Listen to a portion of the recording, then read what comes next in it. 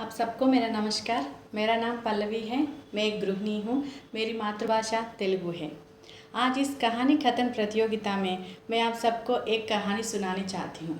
ये कहानी है एक राजा की, एक दिव्यांग राजा की, जिसकी राज्य के प्रजा बहुत खुश थे। उन्हें कहीं पे भी किसी चीज़ की कमी नहीं थी। वो लोग भगवान को धन्यवाद करते थे, उनको इतना अच्छा राजा मिला। राजा दिव्यांग था, उनको एक आँख एक पैर नहीं थी, पर उन्हें कभी इस बात की कोई मलाल नहीं थी। एक दिन राजा ने अपने महल में घूमते घूमते वो एक गैलरी में पहुंचा। वहाँ पर उनके पूर्वजों की एक से बढ़कर एक चित्र वहाँ पर लगा हुआ था।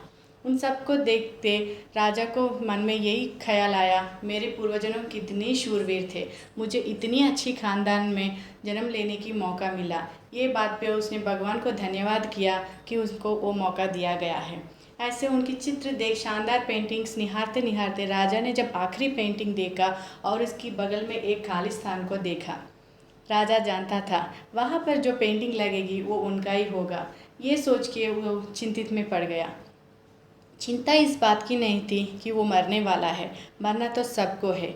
उन्हें चिंता इस बात की थी वहाँ पर जो उनका पेंटिंग लगेगी वो कैसी बनेगी, क्योंकि उनकी पूर्वजों की पेंटिंग इतनी शानदार थी, उनके सामने इनका ही पेंटिंग सबसे ख़राब लगेगी।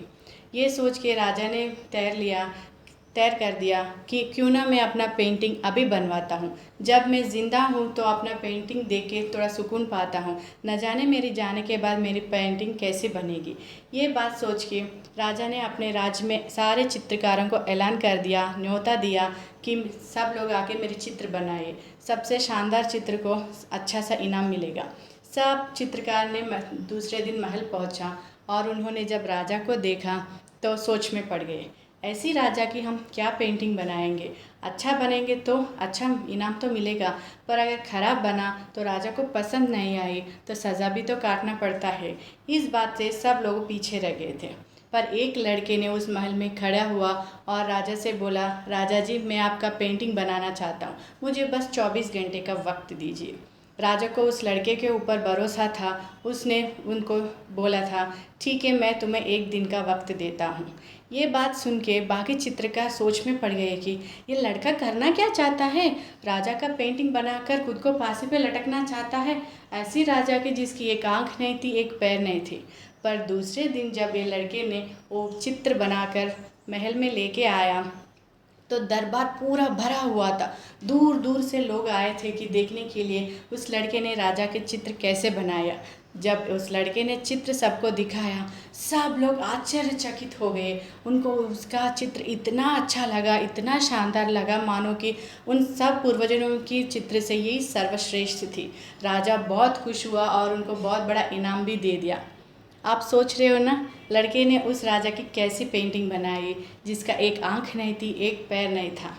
लड़के ने राजा को एक घोड़े पे सवार दिखाया और घोड़े पे सवार करते राजा तीरंदाजी कर रहा था और एक आंख बंद करके निशाना साध रहा था।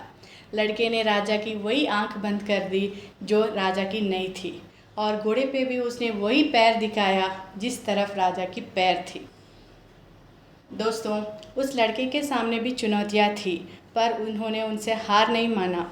उन्होंने राजा की जो भी कमियां थी उनको खूबियों में बदलकर राजा की एक सर्वश्रेष्ठ शानदार चित्र बना दिया।